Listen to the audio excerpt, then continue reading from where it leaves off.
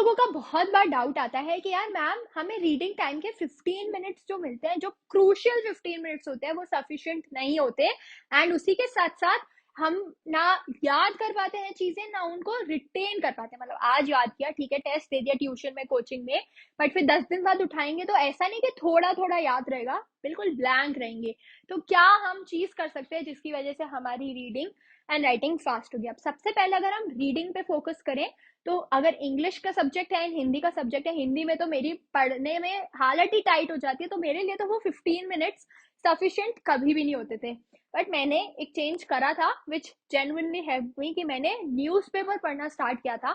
अब बहुत मोनोटोनस लग रहा होगा कि अब के टाइम में न्यूज़पेपर कौन पढ़ता है, बट हमारे घर में न्यूज़पेपर आता ही होगा क्योंकि हमारे पेरेंट्स वो ट्रांजिशन नहीं ले पाए हैं कि हम इन शॉर्ट पे या टाइम्स पे फोन में ही हम पूरा न्यूज देख लें। बट न्यूज़पेपर तुम्हें, अगर तुम बोर्ड के पर्सपेक्टिव से देख रहे हो, तो वो तुम्हें चीजें याद करने में भी हेल्प करेगा, क्योंकि तुम उसमें फैक्ट्स देखोगे तो तुम्हें तुम्हारा मेमोरी थोड़ा इंक्रीज होगा। एंड उसी के साथ साथ वो तुम्हें हेल्प करेगा बेटर रीडिंग में। अब न्यूज़पेपर तो पढ़ा ही नहीं जाता, कैसी बात कर रहे हो मैम? तो इसका भी एक ऑल्टरनेटिव है कि हमारे ना आसपास इतने होल्डिंग्स होते हैं जिसपे बहुत सारी चीजें हिंदी में भी लिखी होती है एंड इंग्लिश में भी लिखी होती है। तो just make a habit of reading those holdings. मतलब स्पेसिफिकली अगर हम बात करें तो हिंदी वालों की तो हैबिट बना ही बनाओ, क्योंकि अगर ये प्रॉब्लम मेरे को है तो डेफिनेटली और भी कई लोगों को होगी कि हिंदी तो पढ़ने में ही नहीं आती। तो make a habit of reading and वही तुम्हें इस प्रॉब्लम से छुड़ाएगा। फास्ट की बात आती है तो पहले तुम बेबी स्टेप्स लोगे, फिर तुम थोड़ा रन करने में आओगे एंड फिर तुम फास्ट रन करोगे।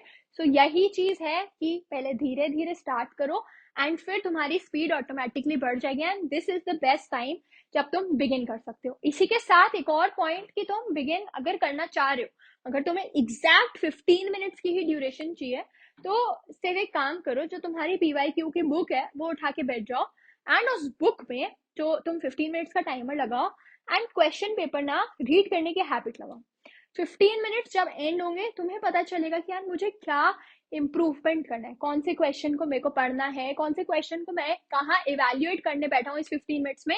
And that will genuinely help you. But यहाँ पे बात है तुम्हारी ऑनेस्टी की, कि तुम कितना कायदे से टाइमर लगा के बैठ रहे हो, टाइमर को फॉलो कर रहे हो। So these were my tips. ऐसी और वीडियोज आती रहेंगी। Till then stay tuned and happy learning.